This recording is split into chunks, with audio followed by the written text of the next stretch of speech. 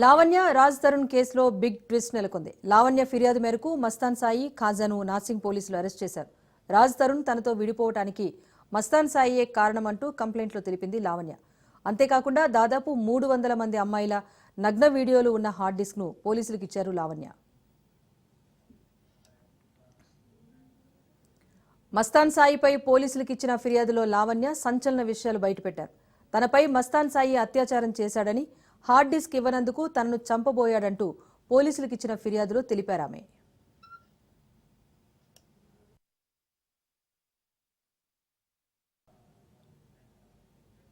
పలువురు అమ్మాయిలతో ప్రైవేట్గా ఉన్న సమయంలో వీడియోలు రికార్డ్ చేసినట్లు మస్తాన్ సాయిపై ఆరోపణలున్నాయి.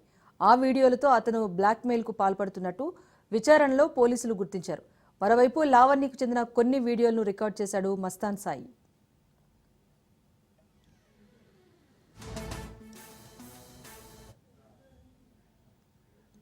మస్తాన్ సాయి కేసులో మరో బిగ్ ట్విస్ట్ నెలకొంది. టాలీవుడ్ హీరో నిఖిల్ ఫోన్ను గతంలో మస్తాన్ హ్యాక్ చేసినట్టుగా తెలుస్తోంది. మస్తాన్ హార్డ్ డిస్క్లో నిఖిల్తో పాటు Varalakshmi tiffin centre owner Prabhakar వీడియోలు ఉన్నట్టు కూడా సమాచారం.